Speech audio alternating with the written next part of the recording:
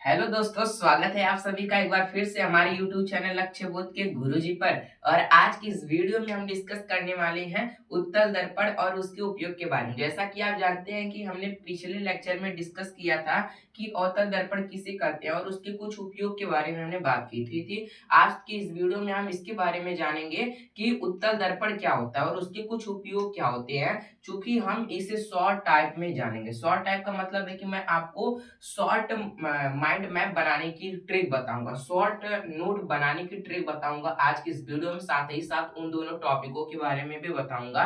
तो बने रहिएगा हमारे साथ वीडियो के अंत तक। लेकिन उससे पहले अगर आप हमारे इस चैनल पर नए हैं तो वीडियो को लाइक कर दीजिएगा और चैनल को सब्सक्राइब करना मत भूलिएगा। चलिए बिना किसी देर के वीडियो की शुरुआत करते हैं। आज की इस वीडियो में हमें जानना है कि उत्तल दर्पण क्या होता है।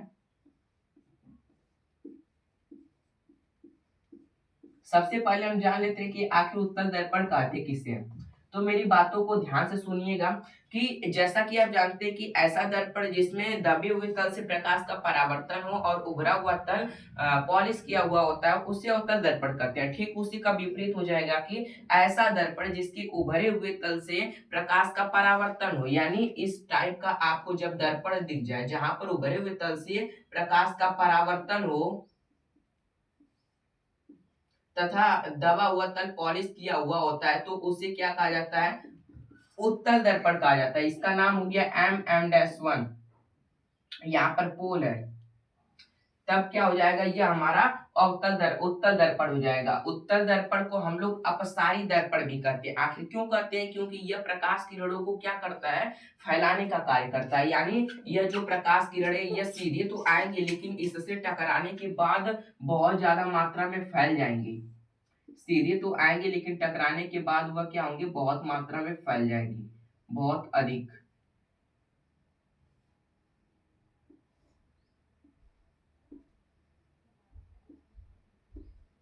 बहुत अधिक मात्रा में क्या हो जाएंगे? फैल जाएंगे। यानी ऐसा दर्पण जिसमें उभरे हुए तल से प्रकाश का परावर्तन हो तथा दबा हुआ तल क्या हो? पॉलिश किया हुआ होता है। उस दर्पण को क्या नाम दिया जाता है? उत्तल दर्पण नाम दिया जाता है। आप समझ गए। और इस दर्पण को अपसारी दर्पण कहा जाता है। आखिर क्यों कहा जाता है अपसारी दर्पण? क्योंकि यह प्रकाश किरणों को पसारने का मतलब फैलाने का कार्य करता है, इसलिए उत्तल दर्पण को अपसारी दर्पण कहा जाता है।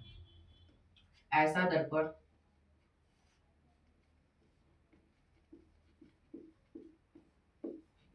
जिसमें दबे हुए तल से उभरे हुए तल से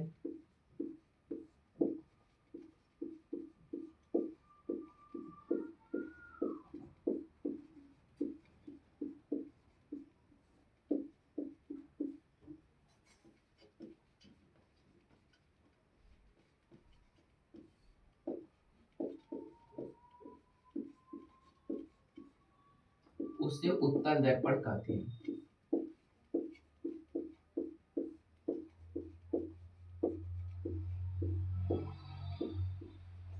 अब नोट में क्या हो जाएगा कि उत्तल दर्पण को अपसारी दर्पण कहा जाता है।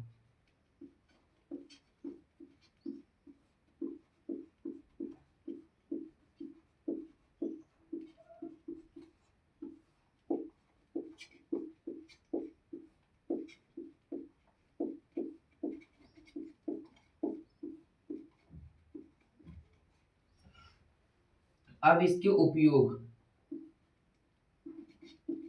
यानी उत्तल दर्पण के उपयोग कौन कौन से हैं और इसका उपयोग कहाँ कहाँ पर किया जाता है, इसके बारे में जानेंगे। आखिर इसका उपयोग कहाँ कहाँ पर किया जाता है और मानव अपने दैनिक जीवन में कहाँ कहाँ पर करते हैं, इसके बारे में जानते हैं। आपने बाइक तो चलाई होगी, दो चक्का वाहन, चाहे स्प्लेंडर प्लस हो, चाहे अपाची हो, चाहे पल्सर हो, जो भी बाइक हो, उसमें आपको मिरर देखने को मिलेगा जो कि आगे की साइड दो लगे होते हैं कानों की तरह। उसमें उत्तल दर्पण का उपयोग किया जाता है। आखिर उसमें उत्तल दर्पण का ही उपयोग क्यों किया जाता है? अवतल दर्पण का प्रयोग काहे नहीं किया जाता है? इस टाइप से अगर आपसे क्वेश्चन पूछा जाए तो आप उसका सटीक उत्तर यही देंगे क्योंकि उत्तल दर्पण का दृष्टि क्षेत्रफल क्या होता है? अधिक होता है। यह छोटी वस्तु या बड़ी वस्तुओं का जो प्रतिबिंब है ना, जो बड़ी वस्तु है उनका छोटा प्रतिबिंब बनाने का कार्य करता है। इस तरह से आपका इसका सटीक उत्तर लिख देना। यानी पहली पॉइंट हो गई कि वाहनों में जैसे कि मिरर के रूप में क्या किया जाता है कि उत्तल दर्पण का उपयोग किया जाता है। नंबर 2 पॉइंट्स क्या है, जो उत्तल दर्पण का प्रयोग है ना, यह बड़ी सी वस्तुओं का छोटा प्रतिबिंब देखने के लिए देखने के लिए किया जाता है। यानी उत्तल दर्पण का प्रयोग बड़ी वस्तुओं का छोटा प्रतिबिंब देखने के लिए किया जाता है। ये 2 पॉइंट्स आपको समझ में आ गए होंगे, जिनके बारे में आपको यहीं पर लिख देना है। वाहनों में पश्च मिरर के रूप में, पश्च या फिर पीछे की वस्तुओं को देखने के लिए।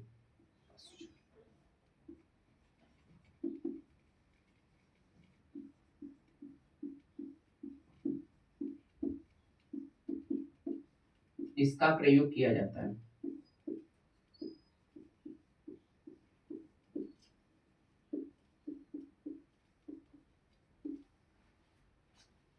अब दूसरी पॉइंट क्या होगी कि बड़ी वस्तुओं का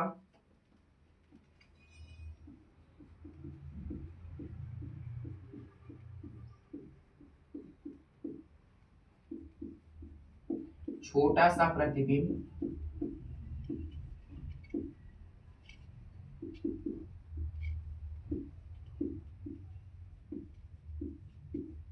देखने हेतु इसका प्रयोग किया जाता है।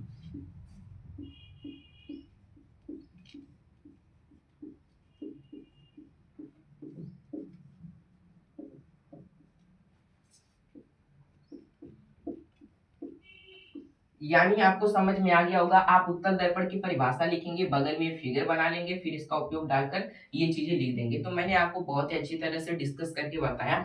आपको ये वीडियो कैसी लगी, एक प्यारा सा कमेंट करके जरूर बताइएगा, और मिलते हैं किसी अगली वीडियो में नए टॉपिक के साथ। तब तक के लिए जय हिंद, जय भारत।